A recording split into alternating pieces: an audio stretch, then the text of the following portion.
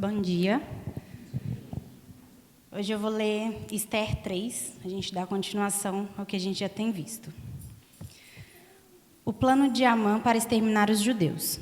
Depois desses acontecimentos, o rei Xerxes honrou Amã, filho de Amedata, descendente de Age, promovendo-o e dando-lhe uma posição mais elevada do que a de todos os mais nobres.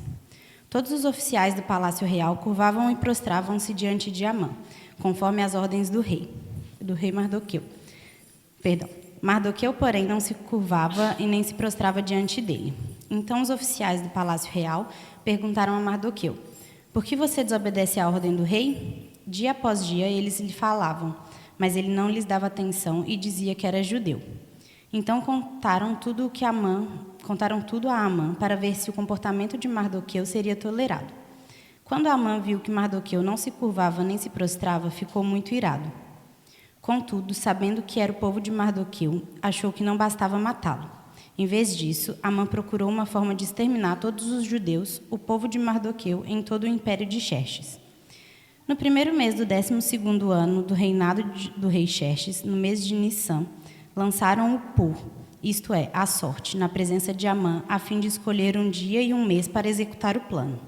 E foi sorteado o 12º mês, o mês de Adar. Então Amã, rei dos Xerxes, disse ao rei Xerxes: existe certo povo disperso e espalhado entre os povos de todas as províncias do teu império, cujos costumes são diferentes de todos os outros povos e que não obedecem às leis do rei. Não convém ao rei tolerá-los. Se for do agrado do rei, que se decrete a destruição deles, e eu colocarei 350 toneladas de prata na tesouraria real à disposição para que se execute esse trabalho.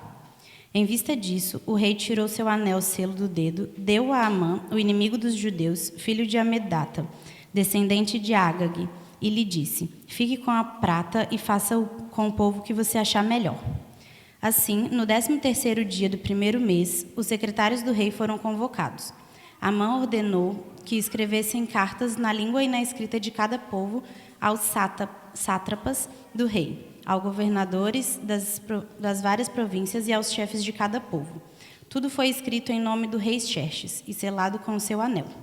As cartas foram enviadas por mensageiros e todas as províncias do império com a ordem de exterminar e aniquilar completamente todos os judeus jovens e idosos, mulheres e crianças, num único dia, o 13º dia do 12º mês, o mês de Adar, e de saquear os seus bens. Uma cópia do decreto deveria ser publicada como lei em cada província e levada ao conhecimento do povo de cada nação, a fim de que estivessem prontos para aquele dia. Por ordem do rei, os mensageiros saíram às pressas e o decreto foi publicado na cidade de Suzã. O rei e Amã assentaram-se para beber, mas a cidade de Suzã estava em confusão. Senhor, obrigada por esse momento, que o Senhor abra os nossos ouvidos, que estejamos sensíveis para entender, ter discernimento na Tua palavra. Que o Senhor nos ajude a ser fiel e a seguir o Seu caminho. Em nome de Jesus. Amém. Essa é a palavra de Deus.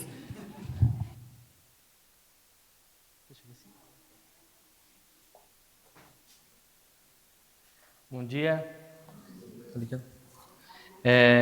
Para quem não me conhece, eu me chamo Luca, faço parte aqui da liderança da Urbana. Hoje, os irmãos devem ter percebido, Guilherme e Bianca não estão aqui, porque o pastor Davi, que é o pastor da Igreja Bíblica Urbana de Madrid, está no Brasil, e aí o Guilherme está lá na Igreja de Madrid, pregando hoje, pela manhã.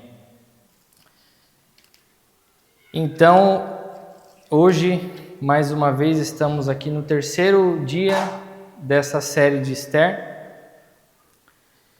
E esse texto, irmãos, do capítulo 3, ele nos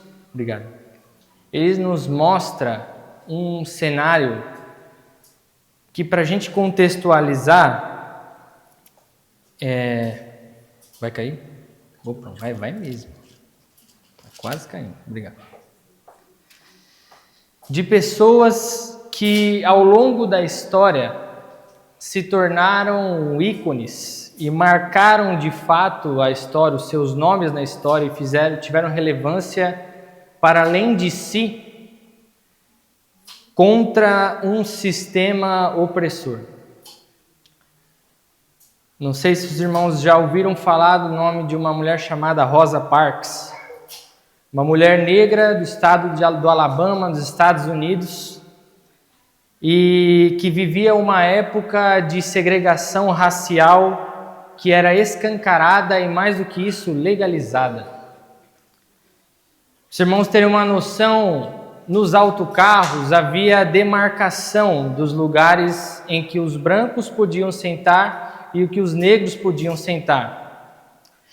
E os negros, eles tinham que subir pela porta da frente, pagar a sua passagem, descer do ônibus e entrar pela porta de trás, onde ficava a sua zona demarcada. E no dia 1º de dezembro de 1955, o autocarro estava lotado, e em esse cenário de lotação, o motorista, ele ajustava os lugares, pedindo até para que as pessoas negras que estivessem nos seus lugares demarcados levantassem para dar lugar a um branco se ele estivesse de pé. E então Rosa está sentada e o motorista diz a ela para ela se levantar e dar lugar a um homem branco.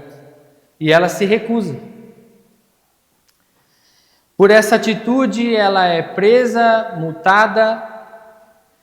Só que isso causa um movimento naquele lugar.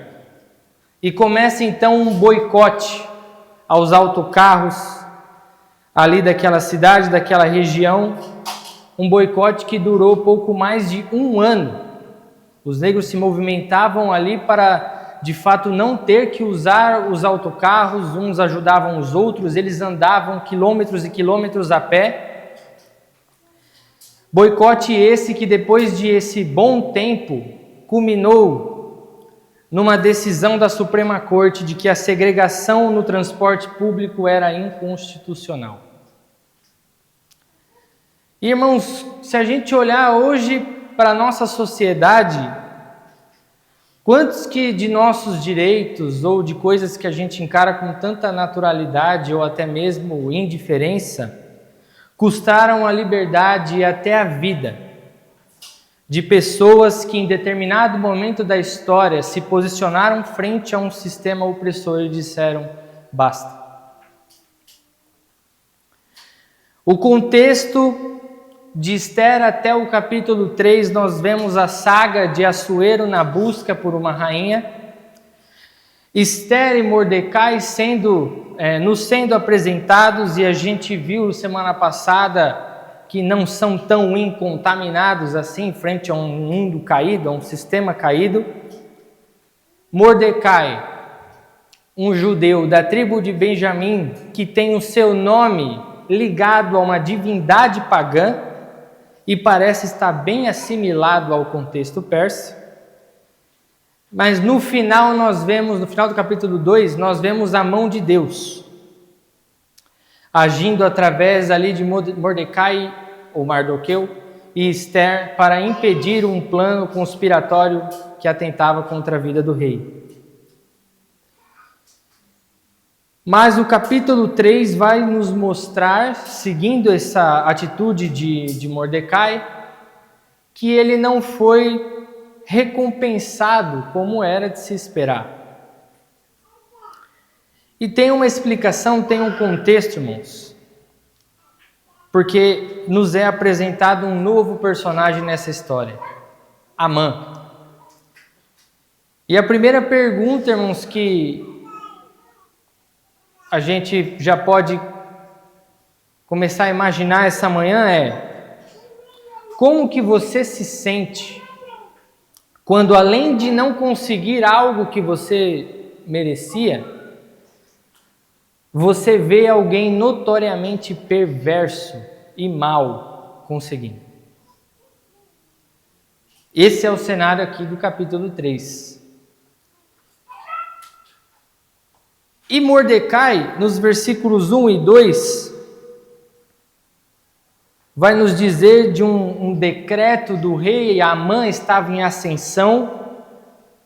Ali, depois dos acontecimentos também, o rei já um pouco abalado pelas coisas que tinham acontecido, tanto com Vaste quanto com a derrota ali para os gregos, e agora um plano conspiratório para matar ele. Ele pega e coloca Amã na posição mais alta e coloca ali um poder absurdo na mão desse cara. E então ele dá um decreto para que todos os servos se prostrem e se inclinem a Amã. E agora aqui aparece de novo Mordecai. E ele não se inclina, ele não se prostra. E aí, pelo menos na minha mente vem uma pergunta: o que aconteceu com Mordecai? Porque no momento ele é um bom persa. No momento ele é uma pessoa ali que está bem adequado, bem tranquilo no ambiente que ele está. Ele ajuda ali, evitando ou protegendo a vida do rei contra aquela conspiração que a gente viu no final do capítulo 2. E se ele teve tão inserido e tão assimilado até agora, se prostrando para várias coisas, por que não fazer isso de novo? Ainda mais que agora o que pode estar em jogo é sua própria vida.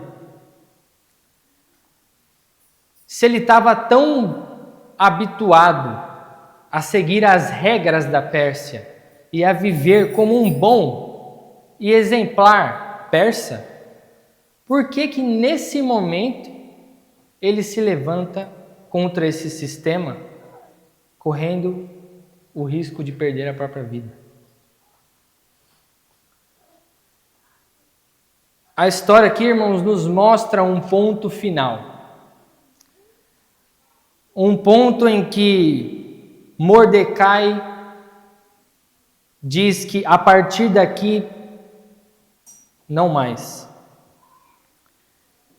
E isso nos mostra que, ainda que por diversos momentos, a gente acaba ignorando a nossa consciência, abrindo mão de nossos princípios, como a gente viu Esther e Mordecai fazendo na semana passada, nós podemos sim chegar ao ponto de parar e honrar a Deus fazendo a coisa certa.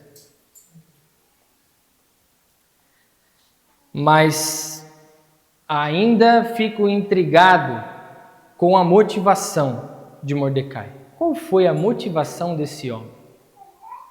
O texto vai nos dizer, vai nos apresentar Amã, filho de Amedata, Agagita, ou descendente de Agag.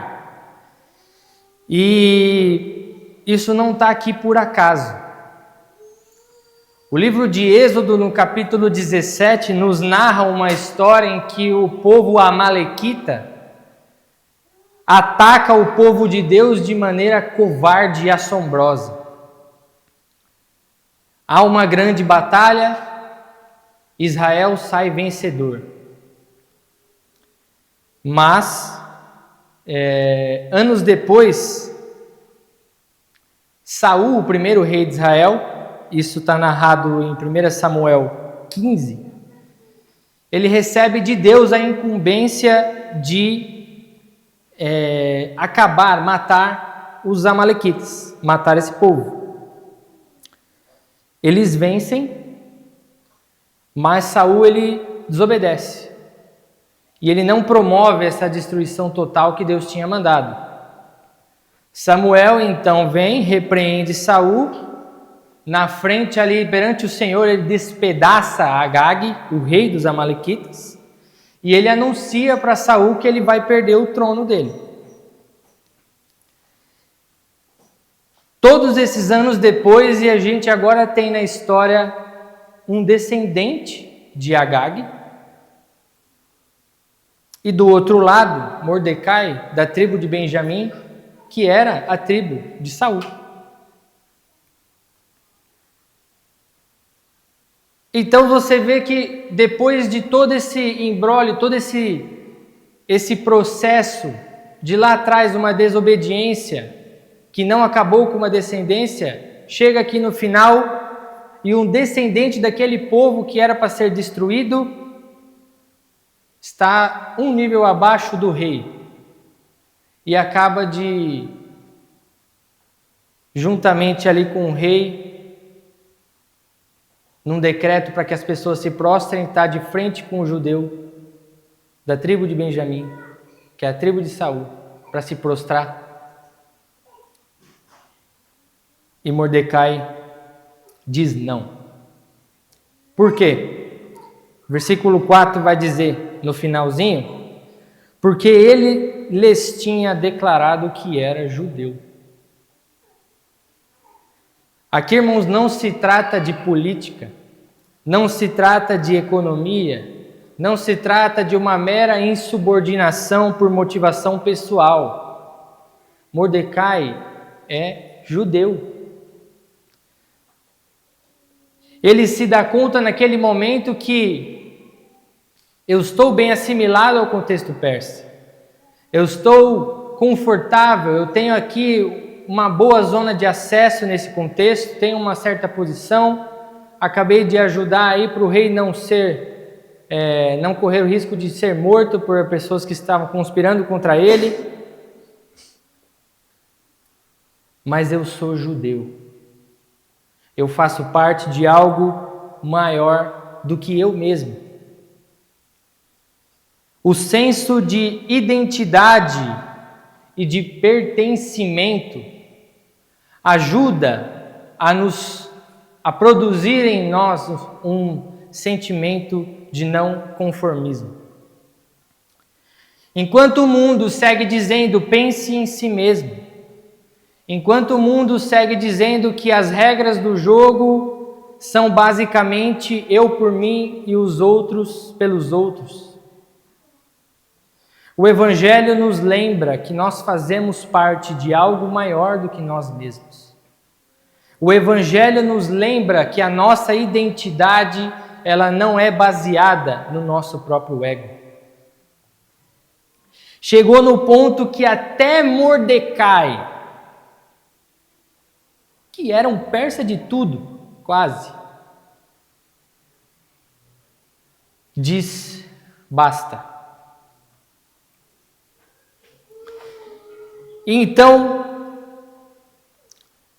os versículos 5 ao versículo 15, essa narrativa vai se desdobrar, e aí Mordecai, quando ele não se prostra frente a Amã, o versículo 5 vai dizer que Amã encheu-se de furor.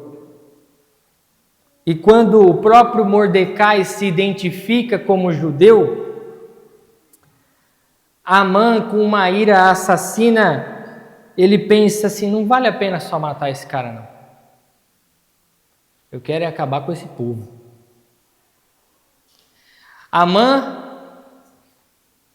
Mordecai, ele escolhe assumir um risco quando ele diz que ele é judeu, quando ele revela a sua identidade. E ele tem consequências por isso. Porque da mesma forma que Mordecai, muito provavelmente, não tinha se esquecido da história de Êxodo 17, de 1 Samuel 15, possivelmente Amã também conhecia essa história. E movido por essa ira, ele quer dizimar todos os judeus. Qual que é o plano, então, desse homem? Ele vai até Assuero e busca mexer com o orgulho e com o bolso do rei. Ele diz assim, olha, tem um povo aí disperso por todas as províncias do seu reino, que as leis são diferentes das nossas, e que eles não querem cumprir as leis do rei. Então, eu acho que é bom parar com esse povo aí.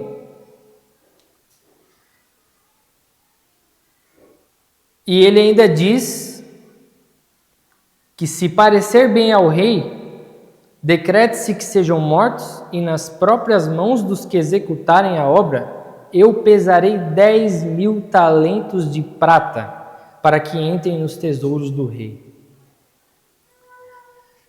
Ele tenta ali mexer com o orgulho de Assuero, e ele simplesmente se dispõe a investir um dinheiro absurdo para exterminar um povo que ele odeia.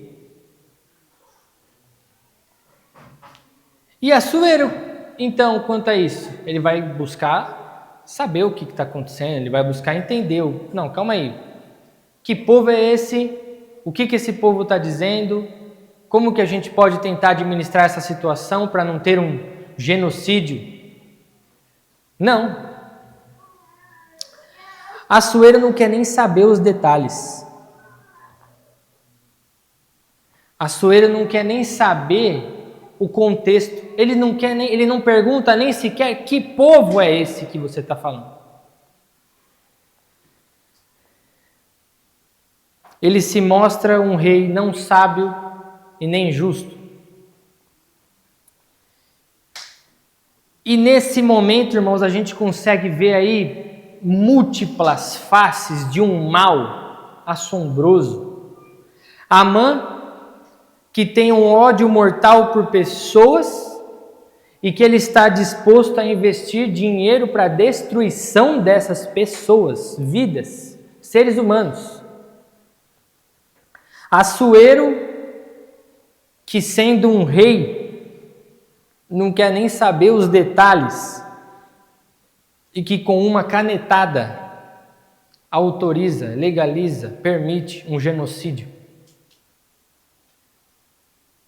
E também quem vai exterminar esse povo, porque isso aí vai ser notificado para todas as províncias que fazem parte do reino, para que quando começar a temporada de caça aos judeus, as pessoas saibam que elas podem matar sem nem ter peso na consciência. E esse mal, irmãos, é tão grande, é tão assombroso, que no final do versículo 15, vai dizer que enquanto Amã e o rei se assentaram para beber, a cidade estava perplexa. Isso é de uma maldade tão grande que até o povo ficou em choque. E aí, irmãos, perante isso eu pergunto, não seria melhor então Mordecai simplesmente ter se abaixado para Amã? Ter se prostrado, ter se inclinado? Porque agora o seu ato de heroísmo trouxe uma sentença de morte não só para ele, mas para todo o seu povo.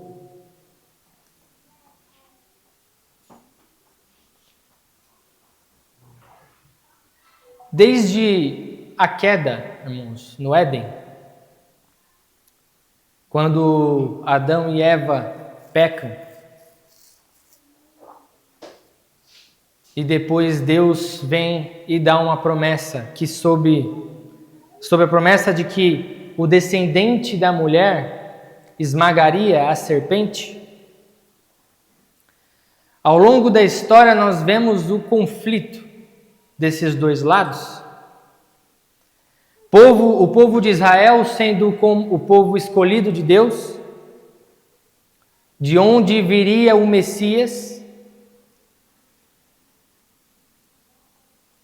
E no decorrer da história do Antigo Testamento, nós vemos diversas vezes povos, reinos se levantando contra o povo de Israel para exterminar aquele povo, para destruir aquele povo, para que de alguma forma essa promessa não acontecesse. E agora então chegamos em Amã com um plano para isso acontecer, engatilhado e ainda permitido, para que os judeus fossem exterminados. E então o plano divino messiânico seria frustrado, porque Se há uma promessa de que o Messias vai vir daquele povo e agora um homem consegue ali junto ao rei um decreto para exterminar aquele povo, o que vai ser agora desse povo? O que vai ser dessa promessa?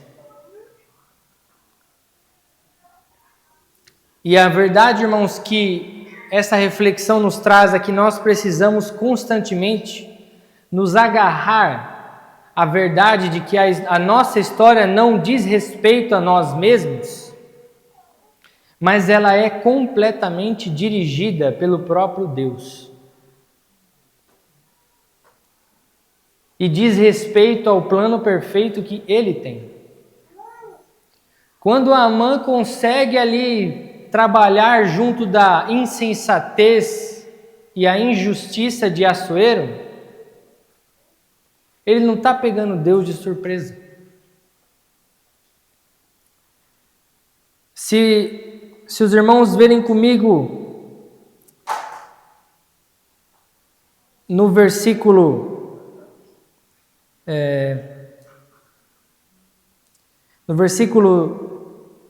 me perdi aqui.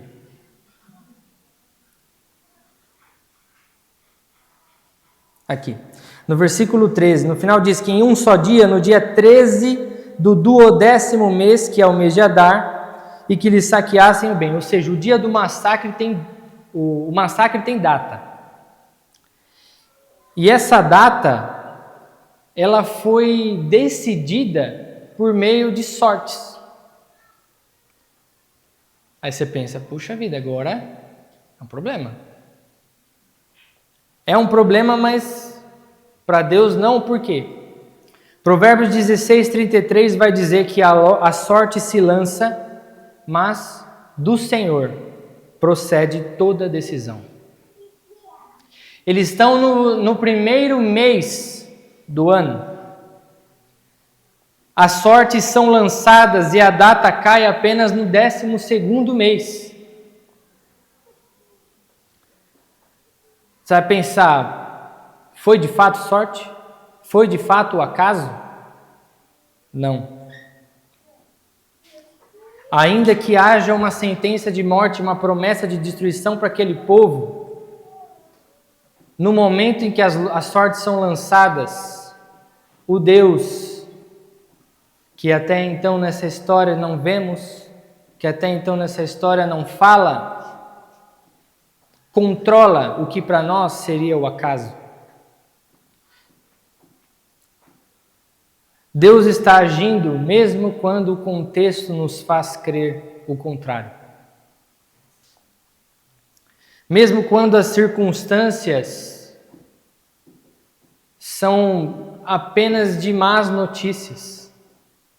Mesmo quando tudo ao nosso redor parece estar dizendo que a nossa vida não está indo bem e o nosso destino não vai ser bom, nós precisamos confiar que Deus continua no controle. Mas então, frente a essa história, a gente pode se perguntar, o que tem de bom aqui? Porque agora os judeus estão com a testa marcada e o dia exato marcado que eles vão sumir do mapa. A gente vê grande injustiça para com esse povo. Mas não há injustiça quando Deus sentencia a humanidade inteira por conta do seu próprio pecado. Por conta, irmãos, do nosso pecado, do nosso desvio, nós nos encontramos no caminho de morte, no caminho de destruição, em que lá na frente o destino está selado, é morte. O surpreendente na história divina Não é a condenação que viria a nós, mas é quando o próprio Deus, o ofendido, provê um caminho de salvação para aqueles que creem nele. Se tem uma história, irmãos, de pessoas que, pelos seus próprios atos, pela sua própria condição de vida, pela sua própria natureza, se colocam num caminho de morte, essa história é nossa.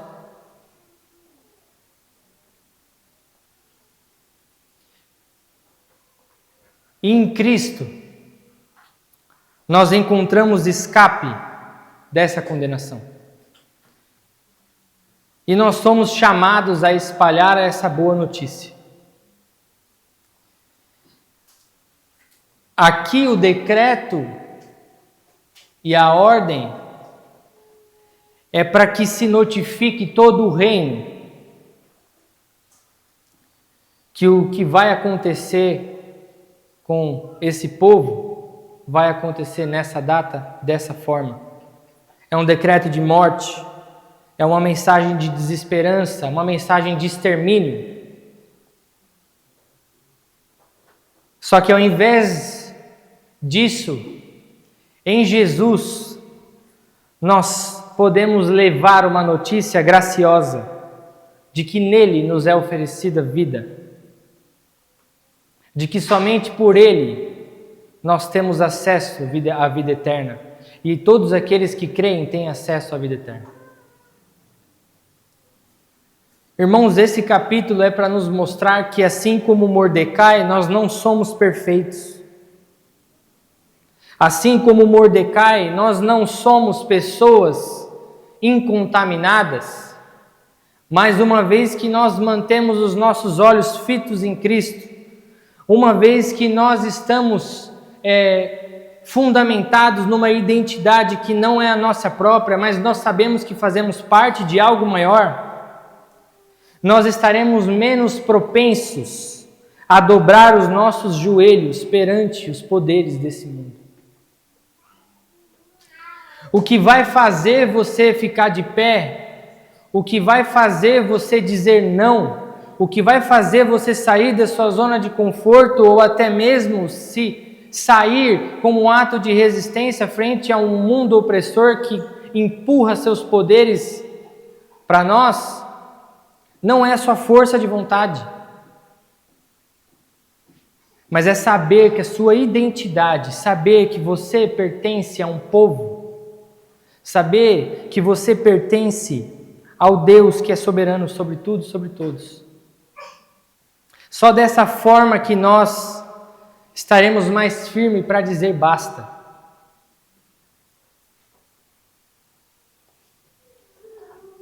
Aquela mulher, quando se recusa a levantar daquele banco de ônibus, ela não está simplesmente dizendo, não, hoje eu estou cansada e eu não vou levantar.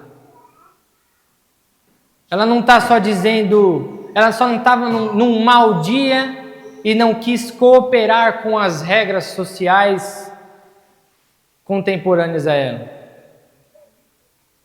Ela naquele momento é movida por algo muito maior do que ela mesma.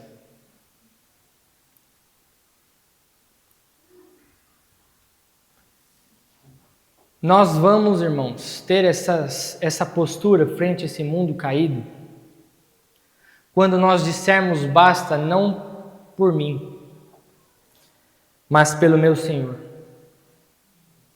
por aqueles que são povo de Deus.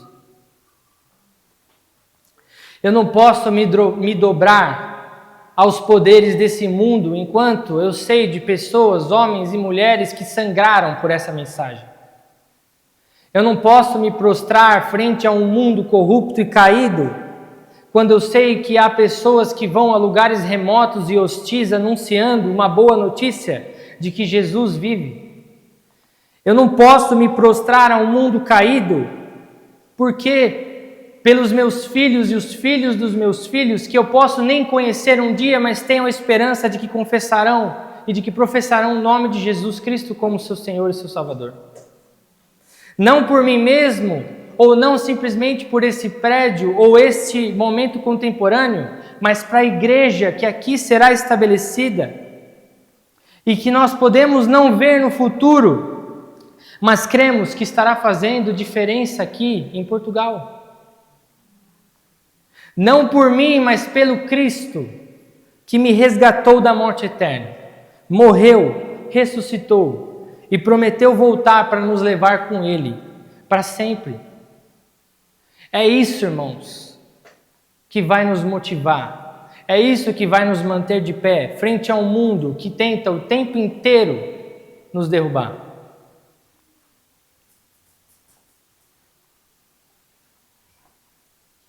É hora, irmãos, da gente dizer basta. É hora da gente se posicionar.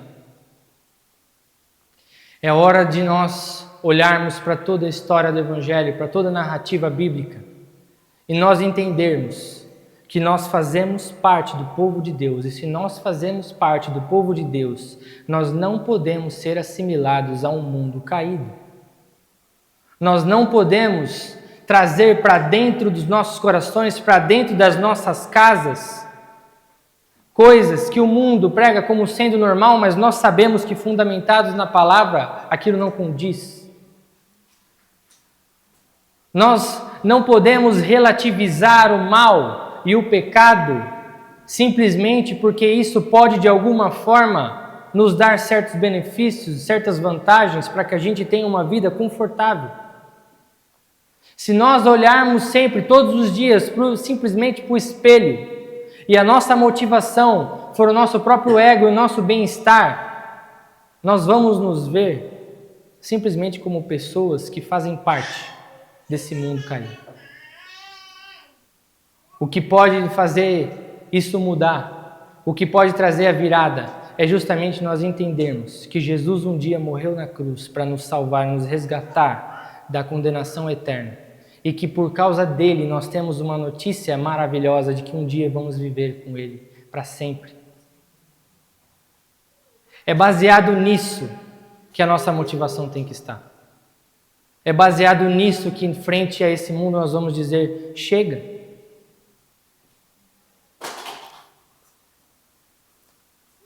Que possamos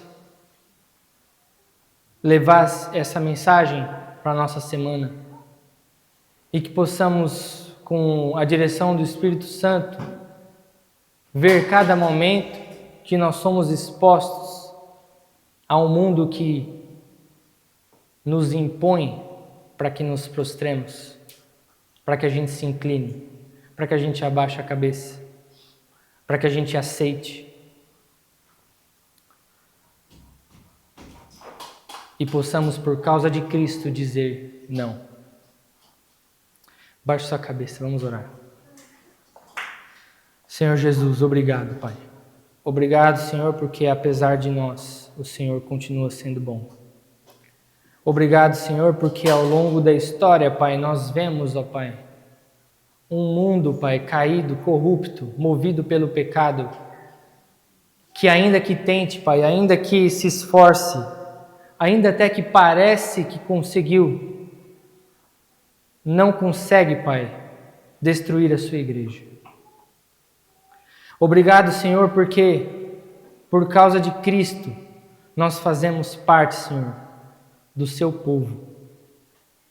Por causa de Cristo nós temos esperança, Pai, de que não pelo hoje, até mesmo não simplesmente pelo amanhã, mas nós temos a esperança, Senhor, de que o Senhor reina e reinará para sempre. Ajuda-nos, Senhor, para que nos nossos dias, ó Pai, possamos ter a nossa identidade fundamentada em Ti. Nos livra, Senhor, da tentação de sermos assimilados a esse mundo. Nos livra, Senhor, da tentação, ó Pai, de relativizar, Pai, coisas que o Senhor não se agrada. Que possamos, ó Pai, nos manter firmes, ó Pai, não por nós mesmos, porque sabemos que somos falhos e não conseguimos, mas simplesmente, Pai, pela Tua graça, pela obra, Senhor, do Teu Espírito em nós. Ajuda-nos, ó Pai, a dizer basta e que não nos prostremos nem nos inclinemos, ó Pai, para o mal. Essa é a minha oração, em nome de Jesus. Amém. Irmãos, hoje